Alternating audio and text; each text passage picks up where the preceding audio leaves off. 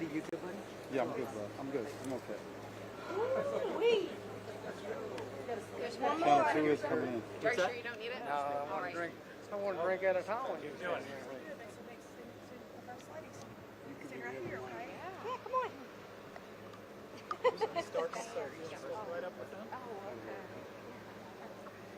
okay. Phew. Sorry we didn't have any. If you will gather round, we'll have a short program.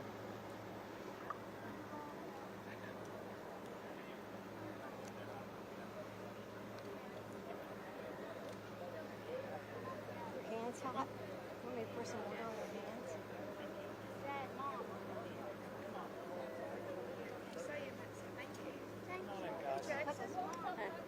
Hang right over here. I feel better. You got it. That's okay. He's all right.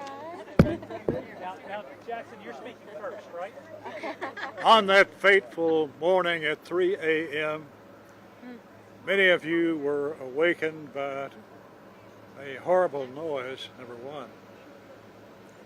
But before that day was out, we had asked the President for emergency disaster declaration, and that very day he signed the papers, bringing in all sorts of federal help, including FEMA and others. But what a spirit we found in the hills of Kentucky. We love each other, we love our country, we love our state and our county and our community, and we'll go to lengths to preserve those values that we treasure in these hills. And then the governor took up the cause and has guided it marvelously through these days and weeks. There's plenty of work yet left to do, both on the federal and state level. But we're also very excited that in the crowd with us today, helping survey the situation, is our own president, who is seeing to the needs of this region and doing what he can to help ease the pain. So, let me say a word of welcome with you to our governor, who has been on the spot over these past few weeks and days. Welcome, your governor, Andy Beshear.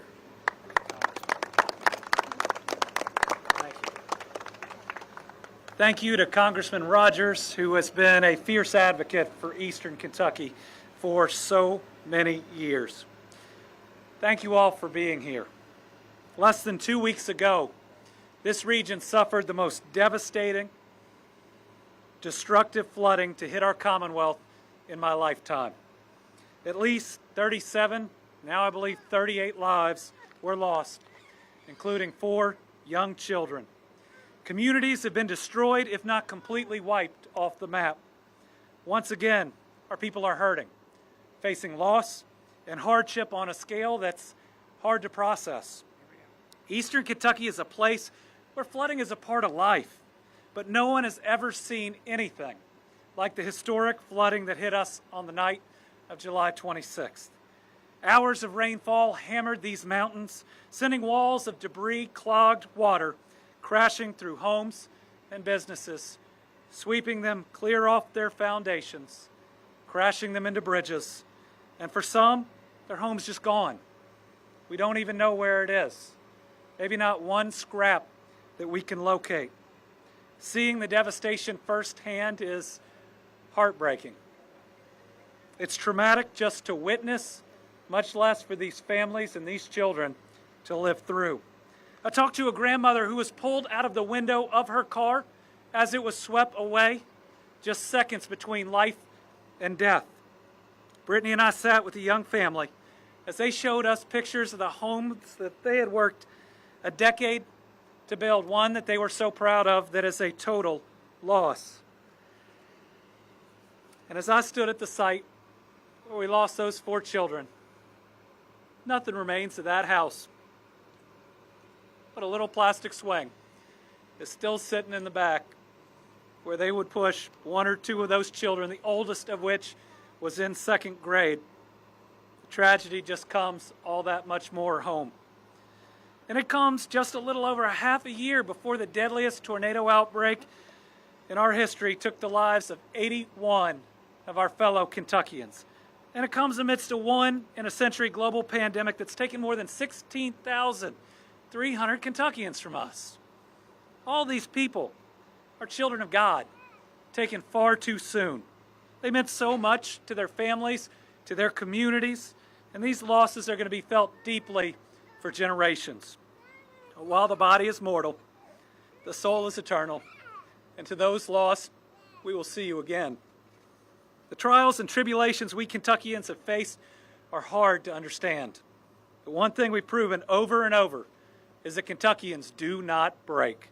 We may get knocked down, but we don't get knocked out. Just look at the families right here and the families over there, hugging on the ones they love. Extended family coming down to support them.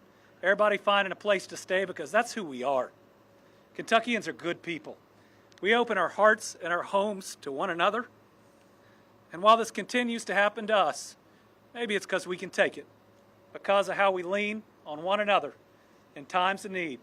No red or blue, no D or R, just Kentuckians looking out for Kentuckians. My visits here last week reminded me of the wise words of the late Fred Rogers, Mr. Rogers. When tragedy strikes, he said, look for the helpers. You can always find the people that are helping. Everywhere I look, helpers are stepping up. That is who we are. It's what we do when the stakes are life and death. Here in Kentucky, during tough times, we open our hearts and our homes to one another. Jeremy Creason is the fire chief in Mayfield. I remember talking to him as the tornado was going through, and I remember meeting him at first light outside a candle factory where we prayed for a miracle, thinking we'd lost 100. Thankfully, we'd only lost 13. It was just the other day I was talking to Mayfield Mayor Kathy Onan. She was telling me Jeremy Creason had loaded up his ambulance and was driving right here to Eastern Kentucky, despite, if you looked around his community, so much work still to be done. She told me that Jeremy asked to pass a message on. He said the people of Eastern Kentucky and the world was there when Western Kentucky needed it. And you could bet that Western Kentucky was coming to Eastern Kentucky in their time of need.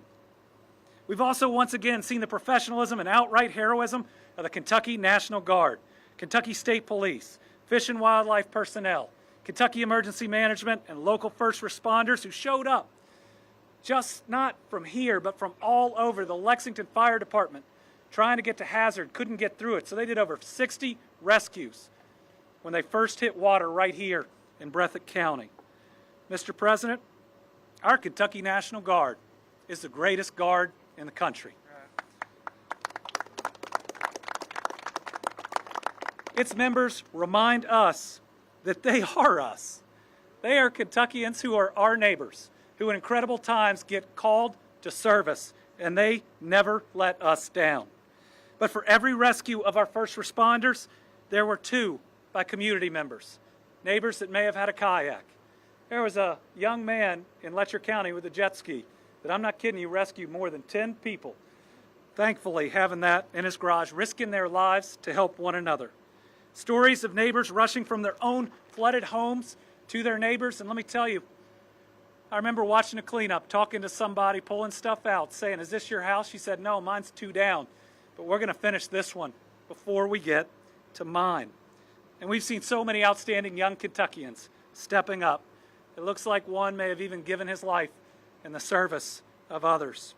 We have seen a remarkable response because we Kentuckians are remarkable people. And just as we promised our families in Western Kentucky, we are here for you, and we are not going anywhere. We'll be here for you in the days and the weeks and the months ahead. We are here until every life and every structure is rebuilt. You are not alone, and we are not alone.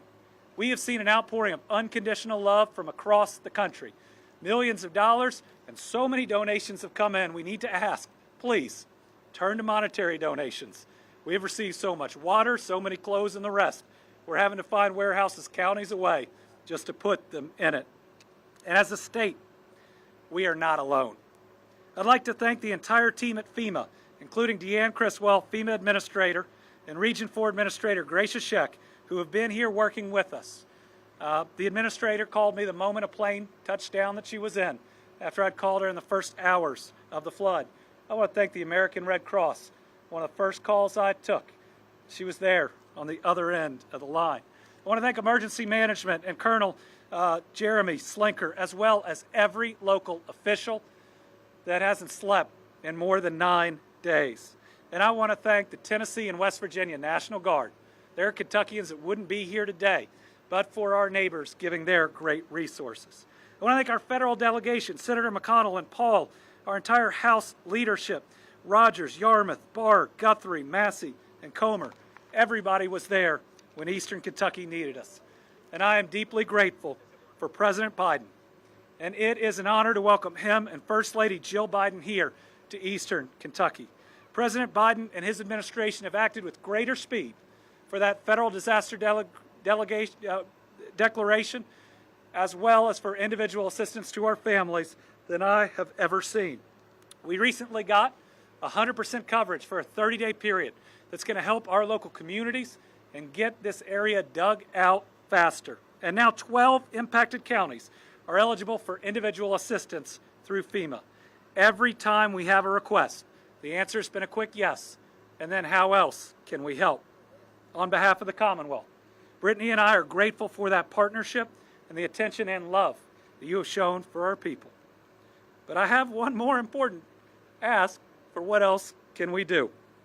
In Western Kentucky and across the country, and we've had this discussion, too many people are being denied by FEMA for technicalities, and too little is paid to those that get through the system. The people of Eastern Kentucky have lost everything. Most just have the clothes left on their back.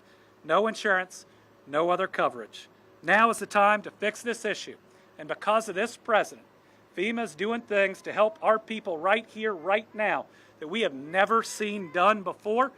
And we know under his leadership, it'll continue. I want to thank everybody in FEMA for adapting with us as our people desperately need it. In these times, even more than most, we Kentuckians lean on our faith.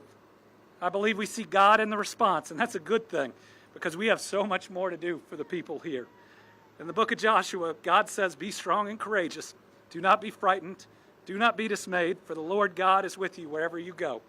In the book of Jeremiah, we're told, "For I know plans I have for you, declares the Lord, plans to give you peace, not disasters, plans to give you a hope and a future." To the people of Eastern Kentucky, we love you. We're going to be here with you. And this President and First Lady are here today to show that you matter to them. Now I'd like to introduce you to a President who has been there in times of disaster each time we've called and is making things happen that we have never seen before. President Joe Biden. Well, thank you very much. Folks, I was going to give more formal remarks, but can y'all hear me? Is this on? You know, I got to meet several families. Got to meet the family back here on this side of the road to see what's happened to their properties, their trailer, everything they had, and how they come together. No complaining, just getting up and going to get it done. And I walked across the road, another family. One family, gentleman, his trailer is all the way up at the other end of the property, gone. And you know what? When I started talking about what we could do, he said, well, you know, we Kentuckians don't want to ask for too much. Catch this. We don't want to ask for too much. We're used to having neighbors help us out. We don't know that the rest of y'all, everybody else should be doing this. I said, you're kidding me. Not seriously, what are you talking about? And to point it out that, here's the deal. It is true that the people here in this community in Western Kentucky and the folks I met in the tornado, they're not just Kentuckians, they're Americans. They're Americans. This happened in America. American problem. And we're all Americans. Everybody has an obligation to help. We have the capacity to do this. It's not like it's beyond our control. The weather may be beyond our control for now, but it's not beyond our control. And I promise you, we're staying, the federal government along with the state and county, and the city. We're staying until everybody's back to where they were. Not a joke. And one other thing I raised with the Gov, we've never done this before, but because of a number of things we got done on a bipartisan basis, like a $200 million infrastructure project, like what we're doing today, what we passed yesterday, helping take care of everything from health care to God knows what else.